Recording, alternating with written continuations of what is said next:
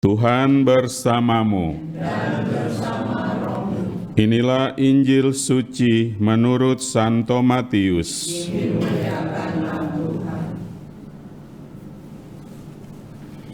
Sekali peristiwa orang-orang Farisi bersekongkol untuk membunuh Yesus. Tetapi Yesus tahu maksud mereka, lalu menyingkir dari sana. Banyak orang mengikuti dia, dan ia menyembuhkan mereka semua. Dengan keras ia melarang mereka memberitahukan siapa dia, supaya genaplah sabda yang telah disampaikan oleh Nabi Yesaya. Lihatlah, itu hambaku yang kupilih, yang kukasihi, yang kepadanya jiwaku berkenan. Rohku akan kucurahkan atas dia, dan ia akan memaklumkan hukum kepada segala bangsa. Ia tidak akan berbantah dan tidak akan berteriak. Suaranya tidak terdengar di jalan-jalan. Buluh yang patah terkulai tidak akan diputuskannya, dan sumbu yang pudar nyalanya tidak akan dipadamkannya, sampai ia menjadikan hukum itu menang. Kepadanyalah semua bangsa akan berharap.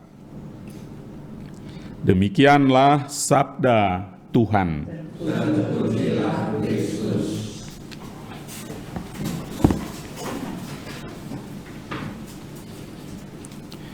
Kita tahu Allah Maha Baik, Maha Kuasa, Maha Cinta, Maha Pencipta, dan Maha Segalanya. Namun yang jarang kita dengarkan ialah bahwa Allah kita juga itu Maha Pelupa, Maha Pikun. Pernah dengar itu? Baru ini kan? Ya. Nanti jangan bilang sama siapa-siapa tapi ya, karena ini masih rahasia. Allah menjadi pikun ketika kita bertobat. Ketika kita bertobat, Allah mengampuni, dan setelah itu ia lupa, bahkan Maha Pelupa. Allah tidak ingat lagi dosa-dosa kita. Beda dengan kita. Kalau ada orang menyakiti kita, kita sakit hati, kita marah untuk beberapa lama. Dalam proses perjalanan waktu, rasa sakit kita hilang. Tetapi ingatan akan orang itu yang menyakiti kita tetap. Kita tetap ramah, damai, tapi dalam hati, wow, dulu dia menyakiti saya, begitu kan? Sama seperti luka, ketika sudah luka pertama sakit, lalu sembuh, kemudian kering, dan bekasnya masih ada. Saya punya satu besar di sini. Ya, ini waktu di Irak ya, perang ya. Ya, oh bukan. Nah, ada bekasnya, ya, ada ingatan untuk luka itu. Tapi Tuhan tidak, bukan hanya mengampuni, bukan hanya memaafkan, tetapi juga melupakan.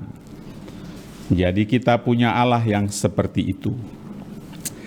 Dan bahkan sebelum kita mau bertobat, kita sedang dalam suasana kedosaan, sedang jatuh separah-parahnya sebagai manusia, karena salah, karena dosa.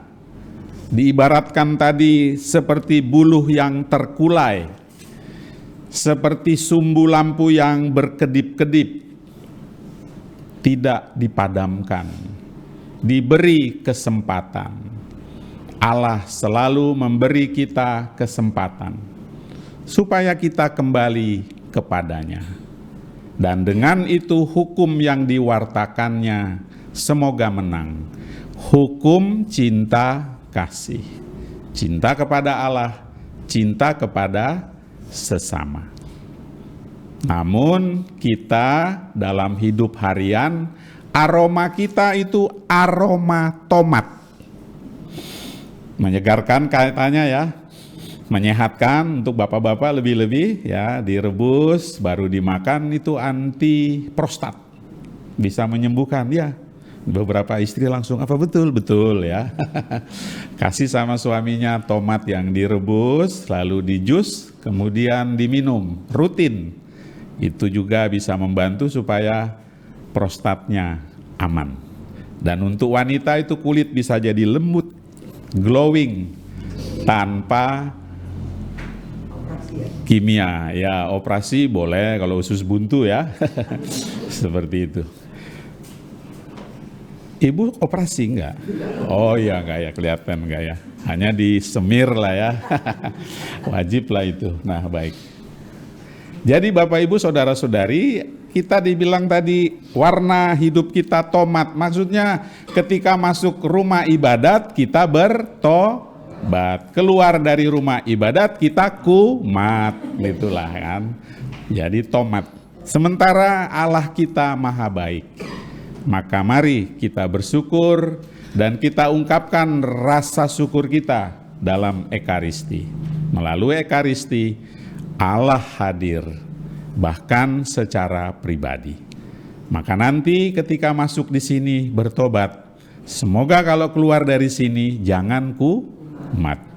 Kita bagi kebahagiaan, kita bagi pengampunan kepada siapa saja yang kita jumpai. Maafkan orang yang telah menyakiti kita, doakan mereka yang mungkin menyakiti kita. Ada amin, saudara? Nggak ada di sini namanya amin.